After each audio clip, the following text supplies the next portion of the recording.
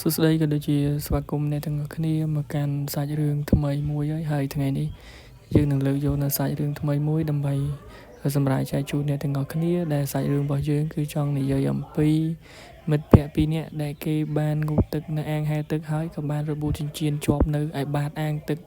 តោះកុំឲ្យខាត់ពេកយើងចូលទៅកាន់សាច់រឿងពេញរបស់យើងដែលកំពុងស្ថិតនៅក្នុងកន្លែងហែលទឹកមួយកន្លែងដែលពួកគេទើបតែក្រោកមកប៉ុន្តែដែលជាចៃដន្យពួកគេបានរបូតនៅចិញ្ចៀនជាប់នៅឯបាតនៃអាងហែលទឹកមិនយូរប៉ុន្មានពួកគេទាំងពីរនាក់ក៏បានបញ្ញាបញ្ញាលដើម្បីទៅដកចិញ្ចៀនតែអ្វីដែលជាហេតុដែលកើតឡើងនោះគឺសក់របស់គេក៏បានជាប់នៅ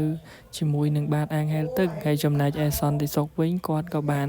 ដល់ម៉ោងសម្រាប់ហើយក៏បានបិទនៅអាងហែលទឹកចឹងណាធ្វើឲ្យពួកគេទាំងពីរនាក់ហ្នឹងគឺត្រូវជាប់នៅខាងក្រោមនៃអាងហែលទឹកតែម្ដងក្រឡេកមកមើលពួកគេទាំងពីរនាក់ពិតជាភិតភ័យខ្លាំងមែនទែននៅពេលដែលគេឃើញអាងហែលទឹកគឺត្រូវបានបិទបើទោះបីជាពួកគេទាំងពីរនាក់ប្រញាប់ប្រញាល់ហែលឡើងមកលើយ៉ាងណាក៏ដោយក៏មិនទាន់នៅបេតុងនៃអាងហែលទឹកក៏ត្រូវបានបិទជិតតែម្ដងធ្វើឲ្យពួកគេទាំងពីរនាក់ពិតជាភិតភ័យខ្លាំងមែនទែនហើយពួកគេក៏នាំគ្នារក្សានៅស្មារតីហើយព្យាយាមបូកទម្លុះនៅកម្រាលពីខាងលើបើទោះបីជាពួកគេខិតខំយ៉ាងណាក៏ដោយក៏មិនអាចចេញបានដែរព្រោះថាកម្រាលដែលគ្របនេះគឺពោពេញទៅដោយអាលុយមីញ៉ូមយ៉ាងក្រាស់មួយហើយគេទាំងពីរនាក់ក៏នៅតែបន្ត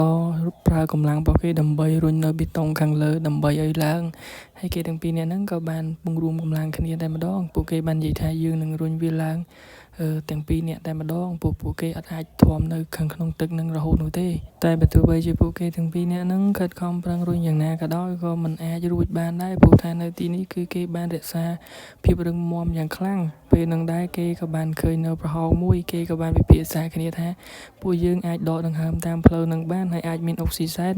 ហើយគេក៏ឲ្យមិត្តភក្តិរបស់គេម្នាក់ទៀតហ្នឹងទៅយកចិញ្ចៀនហើយចិញ្ចៀនរបស់គេនោះក៏គេអាចយកបានចេញពី